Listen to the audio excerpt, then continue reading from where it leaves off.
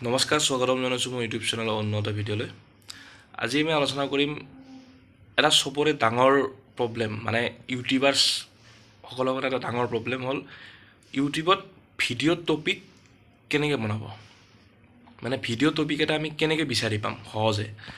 এতিয়া কেতিয়াবা মোৰো প্ৰব্লেম হয় যে কি ভিডিঅ' বনাব লাগিছিল, টপিক বিচাৰি নাপাওঁ। কিন্তু কিছুমান টপিক সৰু সৰু টপিক কিছুমান ডাঙৰ যদি আপুনি ভালকৈ বনায় তেতিয়াহ'লে ডাঙৰ হৈ যায় সেই টপিকটো, বা ভিউৱাৰ্ছ হয় বা আপোনাৰ চেনেলটো গ্ৰ' হয়। কিন্তু সেই টপিকটো বিচাৰি পোৱাত আমাৰ অসুবিধা হয়। তো আজি সেই বিষয়টোৰ ওপৰত আমি কথা পাতিম।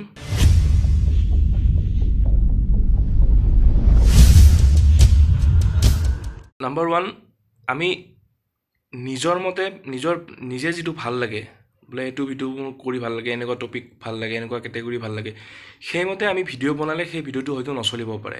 মানে নিজৰ মতে ভিডিঅ' বনালে আপোনাৰ সেই ইউটিউবটো গ্ৰ'থ নহ'বও পাৰে, কাৰণ অডিয়েঞ্চে আপোনাৰ ভিডিঅ'টো চাই অডিয়েঞ্চে ভাল পাব লাগিব, বা মোৰ ভিডিঅ'টো চাই অডিয়েঞ্চে ভাল পাব লাগিব।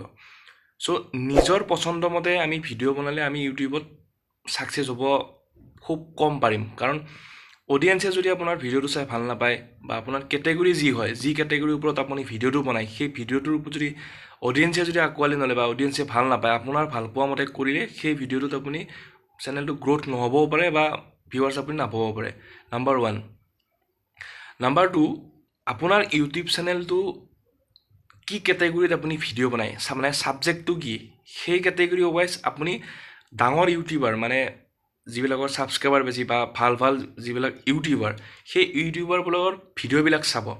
মানে সেই ভিডিঅ'বিলাকত ডাঙৰ ইউটিউববিলাকৰ যিবিলাক ভিডিঅ', এতিয়া চাপ'জ টেকনিকেল গুৰুজী বুলি ক'বলৈ গ'লে, টেকনিকেল গুৰুজী কমেণ্টছত টেকনিকেল গুৰুজীয়ে যিখিনি বস্তু মানে এনালাইচিছ কৰে, সেই বস্তুখিনি কমেণ্টত মানুহবিলাকে কমেণ্ট দিয়ে যে অমুকটো বিষয়ৰ ওপৰত লাগে, তমুক বিষয়ৰ ওপৰত লাগে, তেনেকৈ তেখেতক কমেণ্টছ দিয়ে। বা তেনেকুৱা টেকনিকেল গুৰুজী বুলি নহয়, আৰু বিভিন্ন ইউটিউব চেনেল আছে, সেই ইউটিউব চেনেলবিলাকত কমেণ্টছ চালে আপুনি গম পাব যে সেই মানুহজনে যিটো কেটেগৰীৰ ওপৰত বেছ কৰি ভিডিঅ'টো বনায়, সেই ভিডিঅ'টোৰ ওপৰত অডিয়েঞ্চে কমেণ্ট দিয়ে যে অমুকৰ ওপৰত ভিডিঅ' লাগে, তমুকৰ ওপৰত ভিডিঅ' লাগে। চ' তেনেকৈও আপুনি ছাবজেক্ট বিচাৰি উলিয়াব পাৰে, যদি আপুনি চইচ কৰা কেটেগৰীটোৰ আণ্ডাৰত সেই ভিডিঅ'টো পৰে।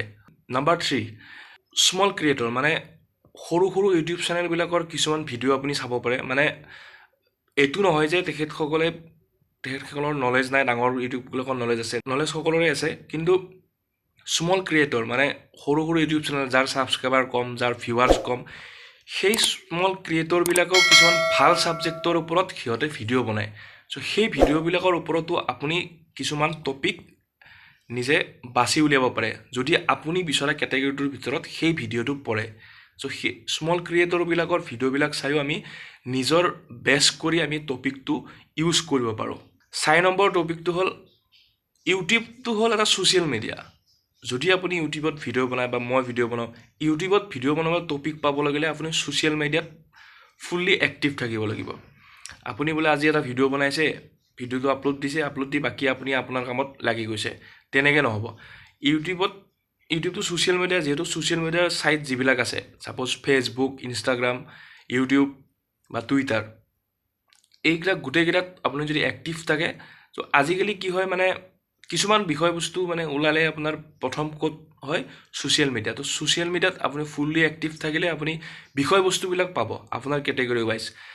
ফৰ এক্সাম্পল, কিবা এটা বস্তু গভমেণ্টে বেন কৰি দিয়ে, গভমেণ্টে বেন কৰি দিলে, সেই বেন কৰা বস্তুটোৰ ফুল্লি আপডেটটো ফাৰ্ষ্ট ক'ত আহিব, টুইটাৰত।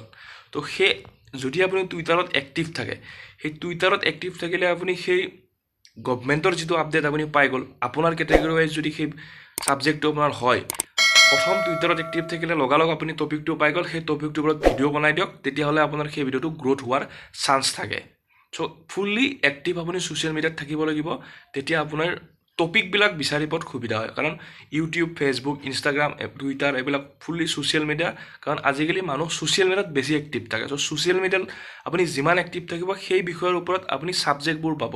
5 নম্বৰটো হ'ল যিবিলাক ডাঙৰ ইউটিউবাৰ, চবৰে কেটেগৰী বেলেগ, কিছুমানে ব্লগ বনায়, কিছুমানে এডুকেশ্যনেল বনায়, কিছুমানে ইনফৰ্মেটিভ কিছুমান ভিডিঅ' বনায়, বিভিন্ন ধৰণৰ ব্লগ মানে ছাবজেক্ট আছে ডাঙৰ ইউটিউববিলাক হওক, সকলো ইউটিউবাৰে নিজৰ নিজৰ কেটেগৰী কমপ্লিট বেলেগ কিন্তু আপুনি ডাঙৰ ইউটিউবাৰবিলাকৰ যদি ভিডিঅ'বিলাক চায় তেখেতসকলৰ মানে কি ৰিচেণ্ট ভিডিঅ'টো নাচায় আপুনি তেখেতসকলে ক'ৰ পৰা আৰম্ভ কৰিছে কেনেকৈ আৰম্ভ কৰিছে সেই বস্তুবিলাক সেই ভিডিঅ'বিলাক যদি চায় আপুনি তাৰ পৰা কিছুমান জ্ঞান আহৰণ কৰিব পাৰিব যিটো জ্ঞানে আপোনাক নতুন ভিডিঅ' আপোনাৰ টপিক বিচৰাত বা নতুন ভিডিঅ' এটা বনোৱাত আপোনাক সহায় কৰিব তো এই 5টা টপিকৰ ওপৰত মই আপোনাৰ লগত আলোচনা কৰিলোঁ মানে মোৰ মনত যিটো আহিছে সেইটো বস্তু আপোনাৰ লগত শ্বেয়াৰ কৰিছোঁ এনেকৈ যদি আমি ভিডিঅ'বিলাক টপিকবিলাক বিচাৰোঁ বা বিচাৰি যাওঁ তেতিয়াহ'লে হয়তো আমি ভিডিঅ' নিজৰ ইউটিউব চেনেল হওক কিবা হওক গ্ৰ'থ কৰিবলৈ আমি সহজ হ'ব যদি ভিডিঅ'টো চাই ভাল পালে